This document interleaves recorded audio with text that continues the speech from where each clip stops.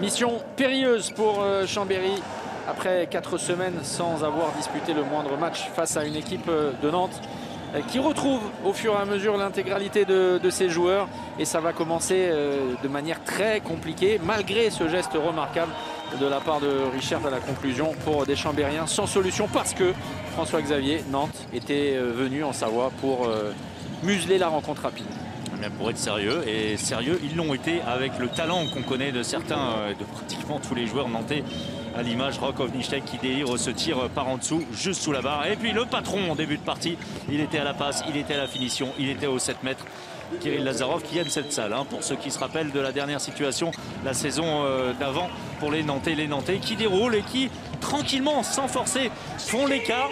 Chambéry est encore dans le coup, mais on sent déjà, Thomas, des difficultés pour les Chambériens, notamment en attaque. Oui, parce que Nantes est sérieux, Nantes est appliqué, Nantes fait des différences et peut compter sur un Gustinosen de tous les instants, en attaque et en défense également. Lui qui avait obtenu très rapidement 2 jets de 7 mètres en tout début de rencontre. Éric Maté n'a pas de solution.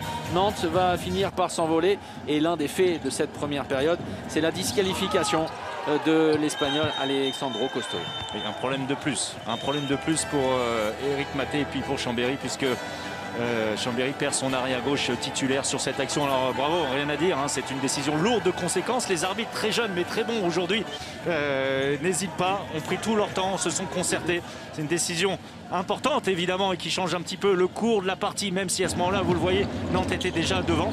Et très compliqué ensuite de trouver des solutions, parce que alors, Nantes va dérouler lors des 10 dernières minutes de cette première période un festival en défense, en attaque, la montée de balle, tout y est passé. Regardez, à la pause, il y a déjà 10 buts d'écart. Sans Pierre Paturel, le capitaine, sans Gerdas Barbarskas non plus, sans Brouzé, la donne était beaucoup trop compliquée. Le retour des vestiaires va être du même acabit avec des ballons perdus.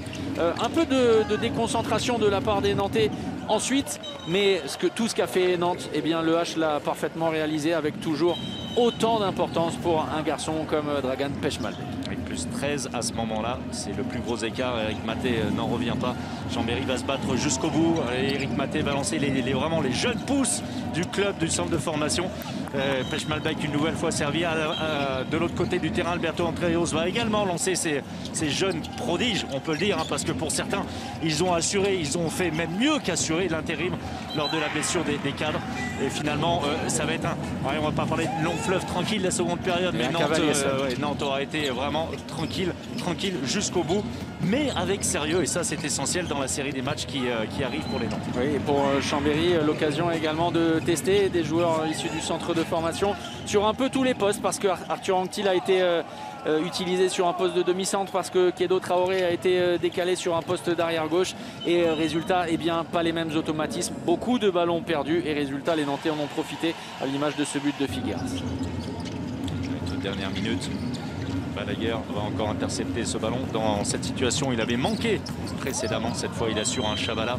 Voilà, vous le voyez, hein, peu de suspense, on ne va pas vous raconter autre chose dans cette seconde période, avec beaucoup de tristesse, et ça on l'a vécu au plus près. Les joueurs évidemment tristes, ils ont des circonstances atténuantes avec un nombre de cas Covid ces dernières semaines absolument important pour Chambéry, qui s'incline lourdement de 9 buts face à des Nantais très bons une nouvelle fois aujourd'hui. Et la bonne opération du H, 3e avec 3 matchs en moins, à quelques centimètres de Limoges 2e.